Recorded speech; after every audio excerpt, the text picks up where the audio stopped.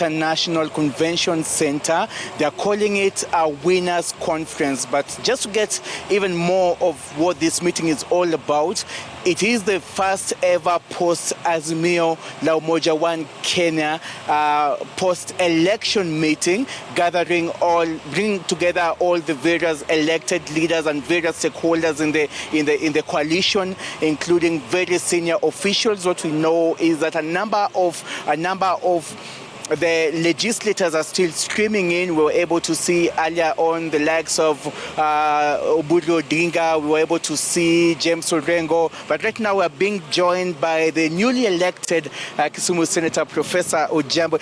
Professor, just tell us about, what today's event is all about.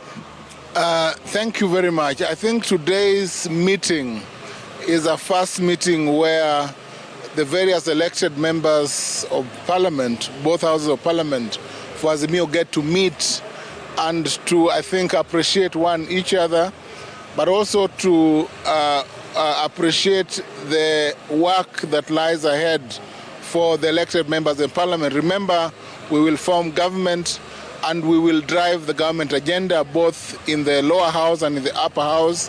And I think it is important that we understand the threshold of the work that lies ahead of us. And you're saying this at a time when we know that the tallying is still ongoing at the National Tallying Center at the Bomas of Kenya, but you sound so optimistic as well. Clearly, I was at Bomas of Kenya the whole of yesterday, and I can tell you that the exercise, as much as it is going on, it is simply confirming the win of President Raila Odinga. It is no-brainer that a verification exercise undertaken after an election ought to do a basic thing, to look at the initial result that is sent and to confirm that initial result, not to look or to accept a new result that is posted in a website or that is shared by third parties. I think that's an important point, that this is a verification that must confirm Raila as the President of the Republic of Kenya. Okay, tell us who else we expect in today's winners conference. Do we expect the candidates, the flag bearer? Do we expect other senior members of the Azimio la Umoja One Kenya Council, including the chairperson, that is President Uhuru Kenyatta? Yes, we are expecting the chairperson of the Azimio la Umoja One Kenya Alliance and the officials of the party, because this is a streamline. This is a meeting that sets forth an agenda. It is the first meeting that will define government business and what shall be done after the president is formally sworn in.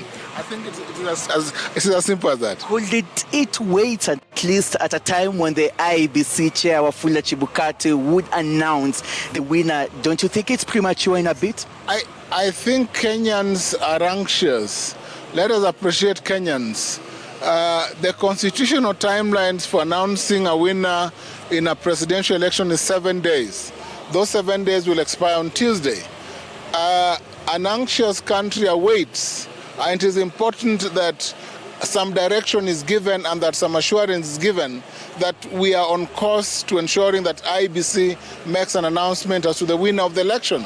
So I think this meeting is timeless. It is a meeting that will dispel some of the concerns, some of the rumors, and some of the talks that we have had outside there. This is a very important meeting. Indeed. And Prof, it is the very first one, the post-election meeting for Azimio la Umoja in terms of the numbers expected here. Tell us, in your own opinion, how do you think the coalition performed in the just concluded general election? The coalition performed very well. We lost a few senior leaders, but in terms of, for instance, elective polls, I think if I look at the breakdown, UDA won about 89 seats in the National Assembly, ODM won about 88, Jubilee 24, Ford Kenya I think 6, ANC 6, and then the other smaller parties 1. Essentially, Azimio la Umoja has bagged most of the seats in the National Assembly. Now, in the Senate, it's almost a shared number. But I must say that Azimio la Umoja did very well in this election. And I think that is an important point, because The leader of majority in Senate and the leader of majority in the National Assembly will be determined by the number of members that are elected. So this is a very important function. Thank you very much. And before I release you, Prof, there were talks about, voter apathy, actually in most parts of the country. In your own assessment, before I leave you to go, and you're also joined by other leaders, just tell us about the concerns about Kenyans turning up for this exercise. I think that the turnout was a bit low, I must confess. But I think that perhaps it was the time. Many factors could have contributed to that.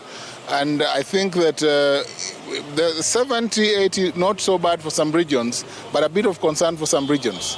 Thank you so much, Prof, and all the best, even as you make your way inside the KICC for this particular